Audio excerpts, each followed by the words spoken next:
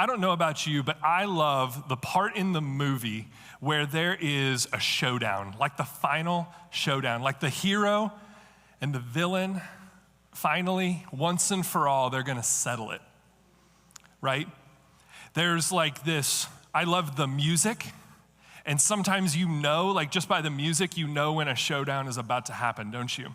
You know when there's gonna be a showdown, and then the two figures show up.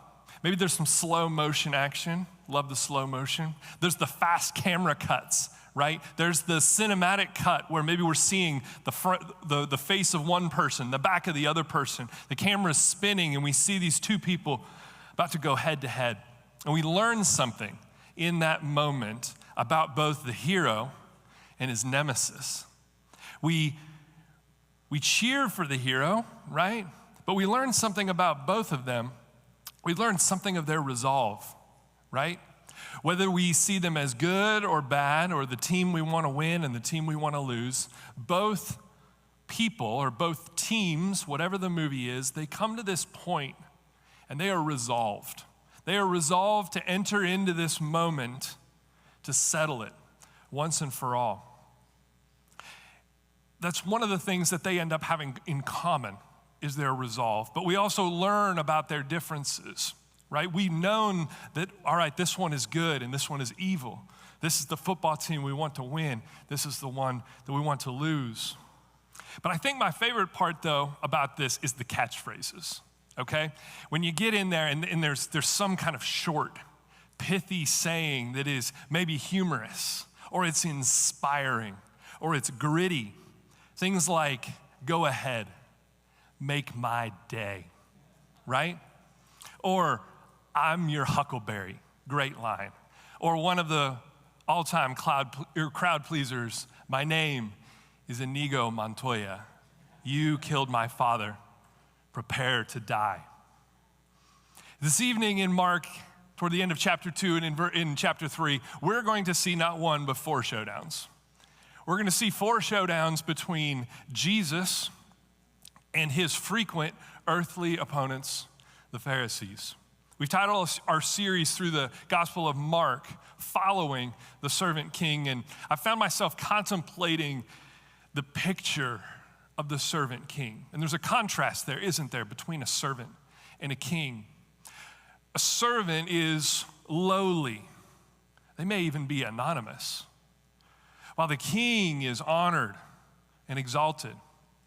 The servant is close to the dirty work, while the king's hands rest clean upon the sides of his throne. A servant is humble, while the king rules his domain with authority. And so it is also with Jesus, our servant king, who has this distinct lowness and highness. He's the humble servant who obeys the law of God perfectly. And he is the king who judges according to the law rightly. So our showdowns today concern the law of God, Jesus, and the Pharisees, how Jesus obeyed the law and how he gives us a preview into his kingdom of grace. And so our big idea this evening, you'll see it up there, is that the servant king welcomes us into his kingdom of wholeness, delight, rest, and mercy. So go with me to Mark chapter 2. We're going to be in verse 13 to start out. Jesus went out again beside the sea. The whole crowd was coming to him, and he was teaching them. Then passing by, he saw Levi, the son of Alphaeus, sitting at the tax office, and he said to him, "Follow me." And he got up and followed him. While he was reclining at the table in Levi's house, many tax collectors and sinners were eating with Jesus and his disciples, for there were many who were following him. When the scribes who were Pharisees saw that he was eating with sinners and tax collectors, they asked his disciples, "Why does he eat with tax collectors and sinners?"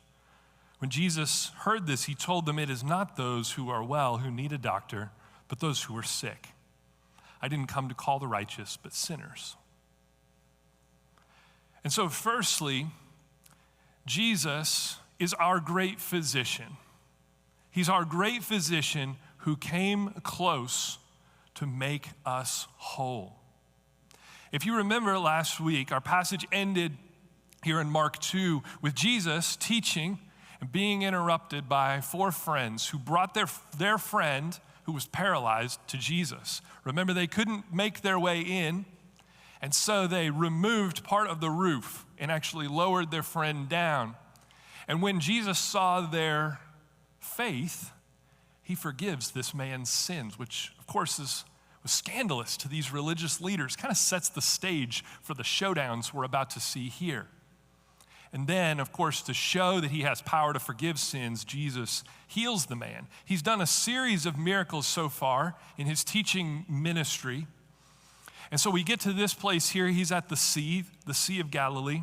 And it is, the crowds are growing. They come to hear him preach. They come to hear him teach. And it would seem that once Jesus is done, he passes by this man, Levi. And who is Levi? We know his father's name here, and I don't think that rings any bells for anybody. But who is Levi? It says here that he works at a tax office. Is it like H&R Block? Is he an accountant? See, maybe he's a financial advisor. No, he would be the opposite of a financial advisor. He's a tax collector, and a tax collector at this time would have been truly despised and hated. Right? For as much as you might dread paying taxes to the IRS, this is like way worse than what any of you think of the IRS, I promise, okay? Because a tax collector at this time is despised, particularly somebody like Levi, because Levi is a Jew, and he's not collecting taxes for the Jewish government. He's collecting taxes on behalf of the Roman government. And tax collectors were notorious for their collecting practices. They might require that you pay your taxes twice. Or they might put a premium on top of it and go, hey, your tax bill is $200. Well, I'm not going to count it paid unless you pay me $250. I'll just put that $50 in my pocket and move the rest of the money there. So you can see how Levi, being a Jew, basically extorting his fellow Jews, would have been despised, would have been looked down on. But he's here at the Sea of Galilee, likely because it's pretty convenient to be able to tax the fishermen straight away once they're done fishing. They get done fishing, they pass by, not so fast. Come over here, Levi says. But Jesus passes by him. Levi, as we read elsewhere, he sometimes goes by his Greek name, Matthew. Matthew, the writer of the Gospel of Matthew that comes right before Mark. This writer of the Gospel of Matthew is nothing but a cheating traitor. But what changed? 2 simple words from Jesus. Follow me. The person and the words of Jesus here are transformational, life-altering in the life of Matthew. They're words of command, the words of invitation. Follow me. Jesus comes close to Levi and says, follow me. These transforming words spoken by the servant king, they change the heart of Levi in a moment as the outcast is welcomed in and the traitor is made a friend. This simplicity is very beautiful. I like to think that, Levi is sitting there at his tax booth. He's not in the crowd, but he's overhearing Jesus talk. And then Jesus comes close. And again, he says these words. And Levi is born again, and he's made new. And so, if I have any authority today, standing up here and preaching as a pastor, if I have any authority at all, let me just say to you, follow Jesus. Follow him.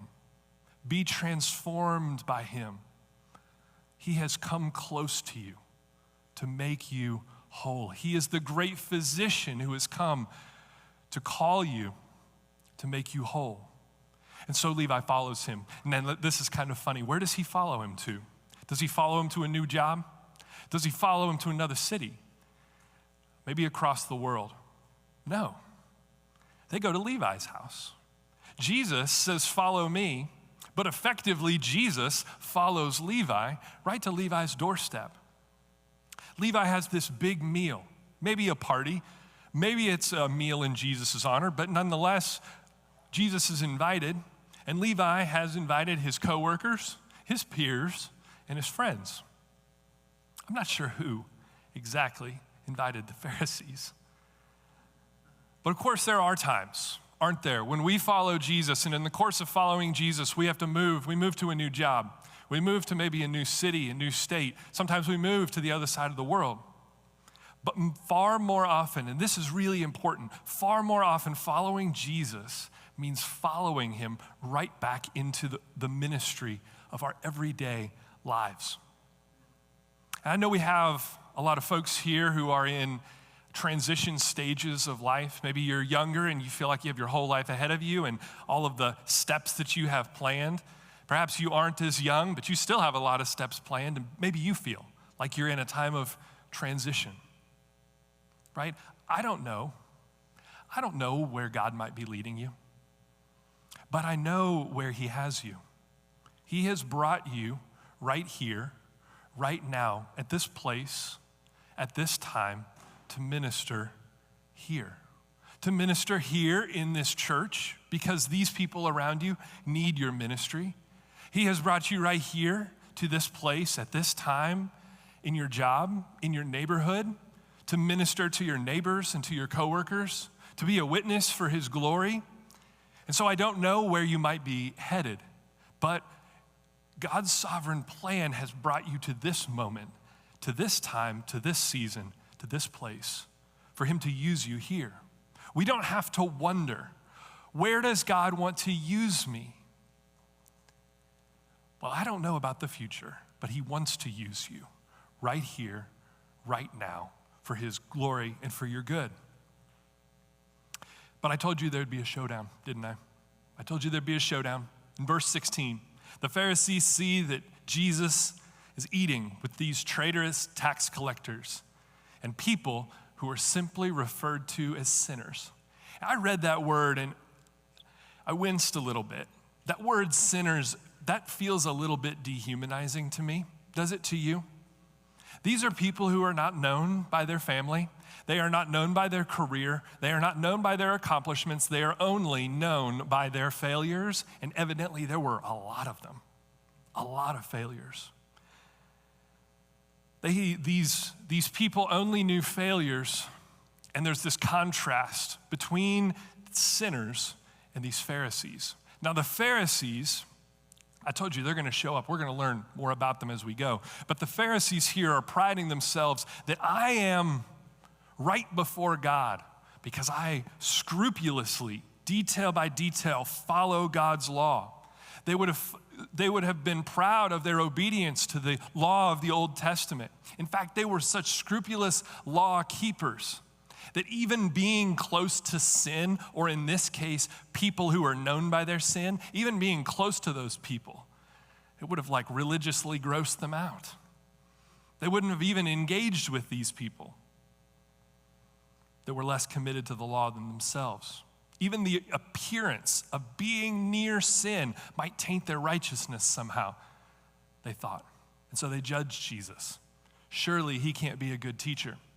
Surely he can't be a wise teacher or a qualified teacher because he hangs out with people like that.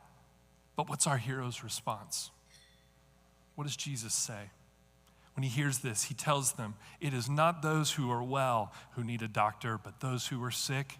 I didn't come to call the righteous, but sinners. That's a good line. Jesus is the great physician who came close to make us well. I wonder, how close do you have to get to someone in order to judge them?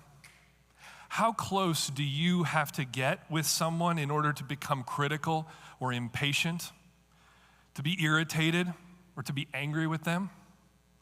I'll tell you, I don't have to get very close at all because I can just pull out my phone and do it from there. I can get irritated enough with complete strangers. But how close does a doctor or a nurse have to get in order to heal someone, in order to treat them, in order to cure them? In the book of Ezekiel, God says that I'm going to take out your heart of stone and I'm going to put in a heart of flesh.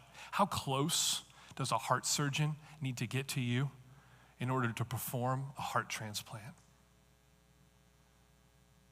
You see, it took the Pharisees no love It took no compassion, connection, or closeness for them to judge Jesus and to leave sinners to rot in their sin. It took no closeness. They could stand far off and do that. But your great physician has come down and come close to make you whole, to restore you from the brokenness and the disease of sin within you. Hear this, Jesus must touch you. Jesus has to touch you. His mission and your condition require the care of his hands and the medicine of his blood so that you can be made whole. He must eat with you. He must be near you. Jesus must come close. The only exception, of course, as Jesus tells us, the only people who don't need his help, the only people who don't need his medicine are those who are perfect, are those who are righteous.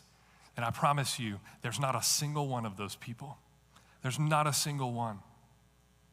So Jesus is our great physician who comes close to make us whole. Our next showdown begins in verse 18. We've got a new group of people here, and one of the same.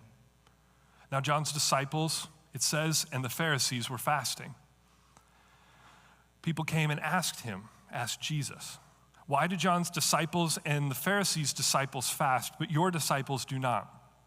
Jesus said to them, the wedding guests cannot fast while the groom is with them, can they? As long as they have the groom with them, they cannot fast. But the time will come when the groom will be taken away from them, and they will fast on that day.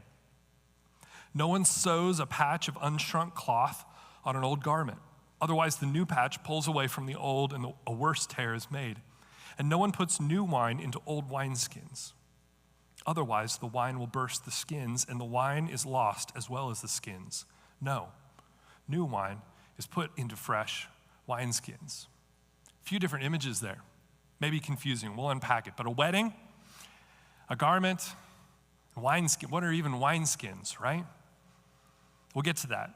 But this showdown begins where the disciples of John the Baptizer, who we saw in Mark chapter 1, and our old friends, the Pharisees. Now, they're not in the story, but the reputation of the Pharisees is in the story. But these two groups are fasting, which means that they're not eating food, in this case for religious reasons. Now, there's only one time in Old Testament law that everyone was required to fast, and we can be pretty sure that this is not that time. And so they're fasting for other reasons. And by the way, there's nothing wrong with that, okay? There's nothing wrong with that. But this is some kind of a ritual fasting of some sort that devout Jews were observing at this moment. Two different groups of people, the Pharisees, John's disciples. Participating in these fasts would have been a sign of devotion, could have been a sign of mourning or a demonstration of grief. But the question comes to Jesus, right? These law-keeping people are fasting. Why aren't you? Why aren't you doing this? Why aren't your disciples doing this? Now, if you know anything about the Pharisees and their interactions with Jesus, and we'll see more examples of this, sometimes they ask questions. Sometimes questions come from the Pharisees because they're a trick question. They're trying to trap Jesus. We're not quite sure here if this is a trick or a trap. But Jesus' answer here, in it, he gives examples about a wedding, a patched garment, and wineskins. The point here is he's pointing at examples of things that don't go together, okay?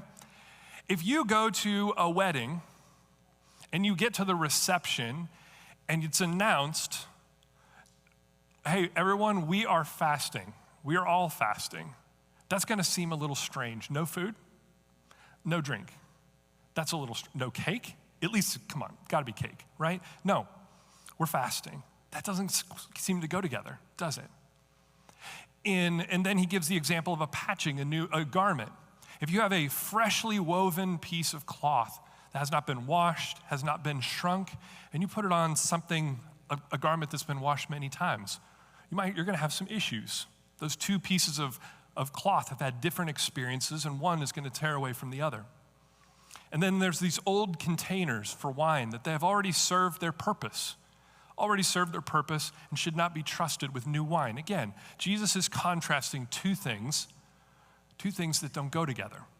He's saying fasting and a wedding don't go together. Let's dive into that a little bit deeper. I want you to consider a wedding. Hopefully you've been to a wedding before, your own, somebody else's, but consider a wedding that you were an observer at. And I want you to think back and what made that wedding such a celebration. You know, weddings are a milestone, and we celebrate milestones. Weddings are a great excuse to dress up really fancy, and we like to celebrate dressing up really fancy. We might express a feeling, a sense of, I'm so happy for them. I'm so happy for them. I officiated a wedding a few months ago, and one of the important things I like to point out in a wedding, at the beginning of a wedding, is that as those of us who are witnessing a wedding ceremony, the root of our joy as a witness is to be a witness to the joy of those getting married. Like their joy informs our joy. We get excited because they are excited. We rejoice in their joy. Their anticipation of this covenant that they're entering into, it fuels our excitement and our delight. I've noticed over the last, I'm not sure how many years that it's been, maybe it's been around and I've just only been aware of it over the last maybe 10 or 15 or 20 years or so, is that there's seems to be this new tradition in Western weddings where when the bride comes out, we might glance at the bride, but where do we look? Anybody? Anyone notice that people often look at the groom? Look at the groom's face. Why is that? What are we hoping to see there? We're anticipating the glory of his delight. We're anticipating the look on his face. We're anticipating this radiant emotion that's coming out of him. We know that when we look at the bride that we're going to see someone and something beautiful, don't we? We expect that. Look at the bride and the gown, but we look at the groom. The delight of the groom tells us that there is a beauty and a joy present that maybe we can't quite understand. There is a delight in his eye that we ourselves cannot experience, but we get to see it on his face. And the only way we experience it by observing the love and joy that exists between the two of them. Why do I spend so much time talking about a wedding? Because our second point here is that Jesus is the bridegroom who invites us to participate in his delight. Jesus is the bridegroom who invites us to participate in his delight. What delights the heart of Jesus? Have you thought about that? Have you thought that Jesus' heart experienced delight? It does. I have two things for you. There are many others. What stirs this heart of the servant king? The first thing is that the heart of Jesus delights serving his Father's mission. Jesus is the eternal Son of God who delights in the unbreakable bond of love that he has with the Father. At the baptism of Jesus in Mark 1, which we saw a couple of weeks ago, the Father declares his love of the Son, saying, "You are my beloved Son. With you I am well pleased." The Son delights in the love and pleasure of the Father, and he delights in serving his Father's mission to seek and to save those who are lost. That stirs the heart of Jesus. And then there's the second thing that delights the heart of the servant king. The heart of Jesus delights in his saved kingdom citizens. The heart of Jesus delights in his saved kingdom citizens. If you're a follower of Jesus by faith, the heart of Jesus delights in you. The reason Jesus says that his disciples are not fasting here is because his presence and his delight rest on them. And because his presence is with them and his delight rests on them, they are experiencing joy and celebration. It's a wedding of sorts.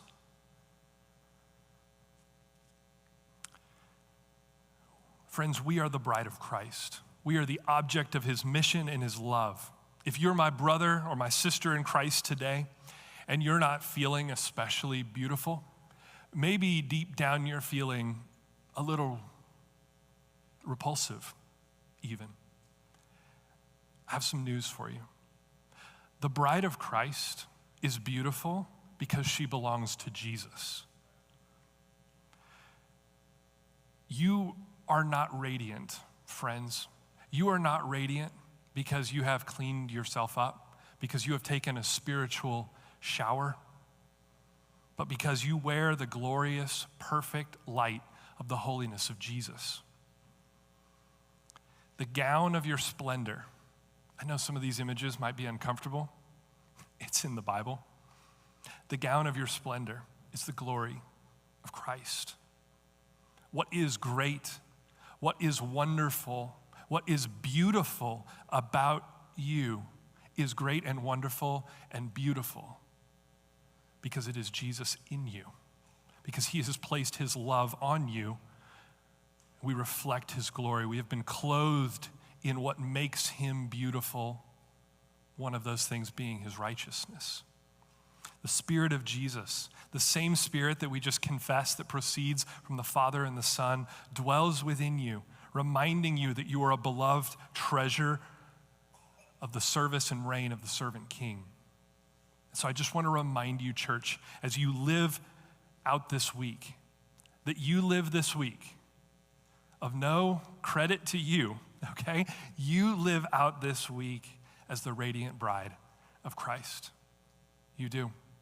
Last week, the radiant bride of Christ. You are the radiant bride of Christ. You are the beneficiary of his mission and the receiver of his delight. Let's find another showdown. Verse 23. On the Sabbath, he was going through the grain fields, and his disciples began to make their way, picking some heads of grain. The Pharisees said to him, "Look, why are they doing what is not lawful on the Sabbath?" He said to them, "Have you never read what David and those who were with him did when they were in need and hungry? How he entered the house of God in the time of Abiathar the high priest and ate the bread of the presence, which is not lawful for anyone to eat except the priests, and also gave some to his companions. Then he told them, the Sabbath was made for man and not man for the Sabbath. So then, the Son of Man is Lord even of the Sabbath." Here, Jesus is the Lord of the Sabbath who welcomes us into his rest. In the law God gave to Moses and Israel in the Old Testament, particularly in the books of Exodus, Leviticus, Numbers, and Deuteronomy, God declared that the people of Israel would work 6 days, okay? They work 6 days, and then on the seventh day, the day that we call Saturday, would be a Sabbath, a day free from all work. So from sundown on Friday until sundown on Saturday, the Sabbath was a day when God's people were commanded to do no work. In Exodus 20, this is actually connected all the way back to the book of Genesis. And if you remember, in the book of Genesis, when God is creating, there's the seventh day. The seventh day. And it says on the seventh day, when God had completed the work that he had done, and he rested on the seventh day from all his work that he had done, God blessed the seventh day and declared it holy, for on it he rested from all his work of creation. And so just as an aside, why do Christians worship on Sundays and not Saturdays? I'll say more about Christians and the Sabbath in a bit, but the short answer to that, why do we meet here on a Sundays? Not just because it's convenient, there's a reason for it. Our worship as believers is founded upon the death and the resurrection of our Savior, isn't it? And our Savior, his resurrection happened on a Sunday. And so we worship on a Sunday, and not just us, not as Northtown Trinity, we didn't just decide it, right? So believers from the book of Acts and even in 1 Corinthians, Paul mentions it, Christians have always worshiped on Sunday, have devoted the first day of the week. It was to be understood as the Christian day of worship and rest. But the accusation of the Pharisees here is that the disciples of Jesus are working.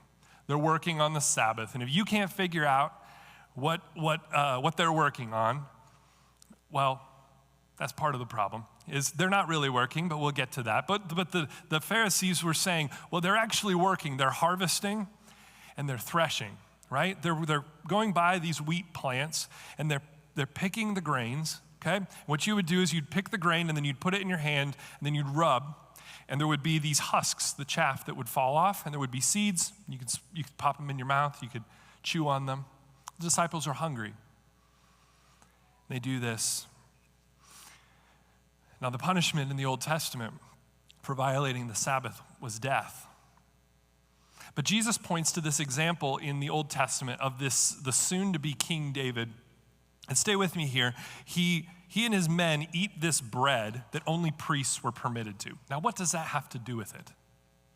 What does that have to do with what we're talking about here? Well, David's men at this time were nearly, in this time in 1 Samuel, they were nearly starved. They were on the run from King Saul. They had nothing to eat. They came to the priest. They said, give us something to eat. He said, all I have is this bread, and you can't have it. But he ends up giving them this bread that they weren't permitted to have. But what is Jesus saying? Is he saying, no big deal. You know, the law, it's not that big a deal. You know, you try your best, and at the end of the day, you know, you do what you want to do. No. What he's saying here to the Pharisees is that in your pursuit of righteousness, you have forgotten mercy and the grace of God. Just as David and his men were permitted to eat that bread because they were starving, so also these disciples, they're not working, they're hungry, and they're getting food. But Jesus' point is not to justify them. The point here that Jesus is saying is that you don't understand the law, Pharisees. He actually says this to the Pharisees in Matthew 23. He says, woe to you, scribes and Pharisees, hypocrites. You pay a tenth of mint, dill, and cumin, and yet you have neglected the more important matters of the law, justice, mercy, and faithfulness. These should have been done without neglecting the other. So Jesus is saying here is that in their scrupulous keeping of the law, the Pharisees are actually breaking it completely. After all, they're proclaiming a sentence of death on people who are simply hungry. But Jesus says here, he's trying to help them understand the law and the Sabbath. And he says that the Sabbath is created for man and not man for the Sabbath. I wanted to figure out how to illustrate this best. And so I'm going to say a sentence to you twice. I'm going to say it in different tones. And I want you to see if you can tell a difference. You need to rest or you're going to die.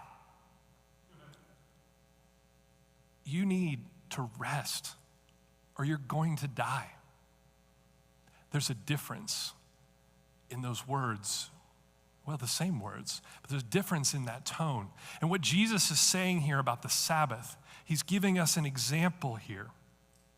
He's giving us an example. You see, the Pharisees saw the Sabbath as a limitation, as a threat. We're going to limit what you can do, right? The Pharisees saw the Sabbath as a box, as a cage, as a chain that would chain us in. But Jesus says, no, the Sabbath is a gift. Rest is not a duty, but a grace. Jesus says that it's a gift. When God rested on the seventh day of creation, he didn't rest because his eternal strength was depleted. Rest isn't a statement about God's limits, but about ours. And so here Jesus is saying to us, I am the Lord of the Sabbath. I'm the Lord of gracious rest. And so Jesus is the Lord of the Sabbath who welcomes us into his rest. So to refuse rest, to ignore rest, is actually to refuse the gift of Jesus. To refuse rest, to ignore rest is actually pride. It's stubbornness. It's self-reliance, relying on my strength. And so you should come to Jesus when you're burdened heavily. He says that we should. When you're burdened heavily, friends, come to Jesus because he has promised to give you rest. But come to Jesus far more often than that. Come to Jesus far more often than that. deep spiritual rest is not merely offered only when you're exhausted and broken, but always. Friends, as often as you miss out on rest, as often as you skip over it, you are skipping over and missing out being close to Jesus. And I know your next question, right? Okay, how can I rest in Jesus? What can I do to rest? If you're in my community group, you know that our common saying is,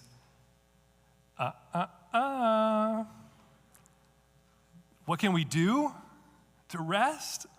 It is so hard to rest, isn't it? Because that's what we think of. Okay, well, what can I do to rest? But I do want to be helpful to you. So I do want to get practical. I'm going to give you two things, okay, two places to start. But we're not talking here, by the way, about vacations, okay? Not only vacations. We're not talking about vegging out on our devices, disassociating and going somewhere else in our minds. We're not even necessarily talking about doing something that we enjoy, like, well, I'm just going to go fishing and rest. It's a little bit different than we're looking for, a little bit different. We're talking about spiritual rest. We're talking about rest in the depths of our soul. So here you go. The key to rest. The key to resting in Jesus is gratitude. Gratitude. Now, my checklist people groaned. If you're a checklist person, you groaned a little bit like, okay, all right, cool, I'm thankful. All right, what's next? Now, hold on, okay? Gratitude is a medicine. Gratitude is a medicine that humbles our pride and lifts up despair. Let me say that again. Gratitude is a medicine that humbles our pride and lifts us up from a place of despair. Gratitude involves a reorientation of our life, of our heart, because it places ourselves back in the right position of vulnerability and dependence and receiving. We put God back in the place of sovereign creator, provider, and a good king. You know, if I'm in the driver's seat of my life, the driver's seat of control all the time, right? My own power and my own strength, right? Maybe I can skip being grateful. But you know what the cost is? I've got to be sovereign and strong 24/7. Anyone ever tried to be sovereign, strong, bulletproof 24/7? It's exhausting. It's exhausting. But it is impossible to be grateful without admitting need. Did you know that? It is impossible to be grateful without admitting need. Gratitude goes beyond a discussion of the Sabbath or a specific kind of rest because Jesus has fulfilled the Sabbath here. So it's not just a conversation about the Sabbath, it's a conversation about all of what God expects. We rest not because of a doctrine about the Sabbath, but we rest because Jesus said it is finished. It is finished, and so we rest. We can rest in his finished work rather than in work for us that never ends. We rest gratefully in Jesus for all that he has done for us. I would encourage you, take time this week. If you're going to be around other believers, take time to speak about the things that you are grateful for, that God has done for you, things about who Jesus is that delight you, that you're so grateful for. Thank you, God, for saving me from this. Thank you, God, for being near to me in this time. Share that with other believers. Maybe consider texting a believer. Hey, I just want to share with you what I'm thankful about Jesus.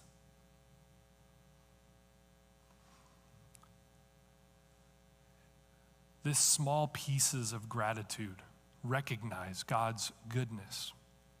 The psalmist says in Psalm 71, this is in the midst of a violent time for the psalmist when he's under attack, but he says, I will hope continually, and I will praise you yet more and more. My mouth will tell of your righteous acts, of your deeds of salvation, for their number is past my knowledge. The grace of Jesus friend, is past your knowledge. The grace of Jesus in your life, the life you've already lived so far, is past your knowledge. There is no end to what we can thank Jesus for and rest in him. Very practically, also, as an aside, one other way that you can rest, experience spiritual rest, is actually through physical rest. I don't know if you know this, but we are embodied souls. We're not just a spirit inside of a body shell. We're not two separate things. We're actually one thing. So I would just encourage you, if you're trying to figure out, how do I rest in Jesus? First of all, gratitude. And second of all, take care of yourself. Take care of your body. Eat good foods, sleep. Take your medicine. Practice healthy rhythms of work and physical rest. Jesus invites us into rest. But fourthly, in our final showdown, Jesus and the Pharisees again. Chapter 3, verse 1. Jesus entered the synagogue again, and a man was there who had a shriveled hand. In order to accuse him, they were watching him closely to see whether he would heal him on the Sabbath. He told the man with the shriveled hand, "Stand before us." And he said to them, "Is it lawful to do good on the Sabbath or to do evil, to save life or to kill?" But they were silent. After looking around at them with anger, he was grieved at the hardness of their hearts and told the man, "Stretch out your hand." So he stretched it out, and his hand was restored. Immediately, the Pharisees went out and started plotting with the Herodians against him, how they might kill him. So our final point here is that Jesus is our healer who shows us mercy. The setting here is the Sabbath again. And this particular showdown, I think, looks very much like an Old West showdown. Because right now, the Pharisees, it seems, have set a trap for our hero. I like to picture the Pharisees in the corner of the room over here, right? Huddled together. The man standing out there, minding his own business. He has no idea what he's in for. And then Jesus walks in. Insert cool soundtrack and slow motion camera shots. This is a Wild West duel at high noon on the Sabbath. The Pharisees watching Jesus, eyeballing each other, pointing, keep an eye on him. Jesus glances at the man, of course sees his hand, his arm, and then he looks the Pharisees in the eyes. He knows what they want, and he knows what he's about to do. But again, Jesus is not going to throw away the law here. He doesn't look at the law and say, well, I guess I can't, but who cares? I'm going to do it anyway. In the last episode, it was a little bit harder to tell, but here, Jesus makes it very clear this time that this is about justice, and this is about mercy. It's not about the Sabbath, it's about justice, and it's about mercy. So he tests them. Is it right to do good or to do evil? Is it right to show mercy if it's in our ability to show mercy? Or is it right to do nothing?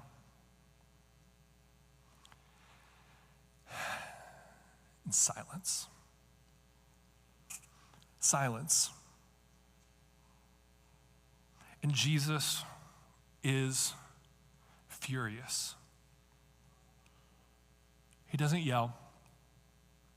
He doesn't swing his fists. But Jesus is furious. Where there is an absence of mercy, where there is an absence of justice, where there are hard hearts, where there is suffering without care and an absence of love, Jesus is furious. This is anger mixed with grief, a knot in my stomach, hard to breathe, hard to talk, and burning tears in our eyes. Have you been grieved to the point of anger? That's what Jesus is feeling here. But notice that the injustice and sin of man does not defeat the mission of the servant king. Injustice and sin do not defeat the mission of the servant king, because Jesus is our healer who shows us mercy. Jesus' first impulse is always to move toward where there is a need for deliverance, salvation, care, compassion, and justice.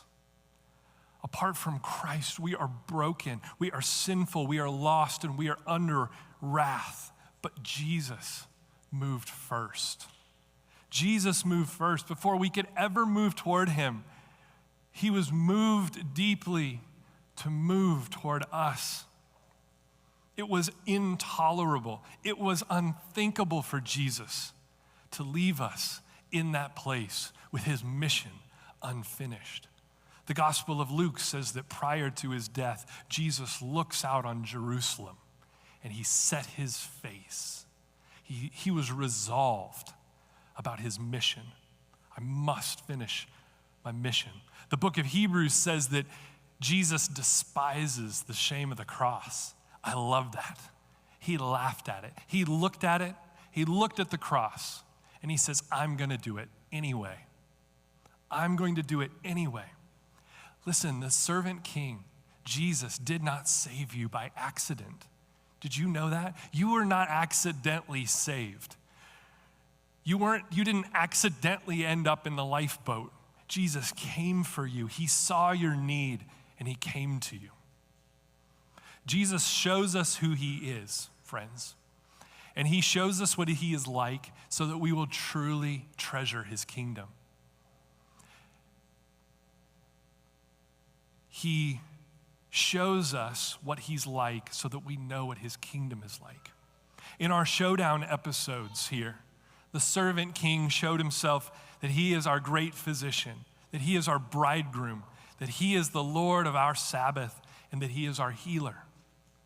This means that his kingdom is one of wholeness, delight, rest, and mercy. Passages like this are very satisfying for me to preach because I get to the end and I don't have a big list of things for you to do. I don't have a big list of things for you to do in response. When Jesus tells us who he is, when he shows us what he's done, many times our response to him is just a very simple one. Behold him, look to him, worship, receive, give thanks, rest.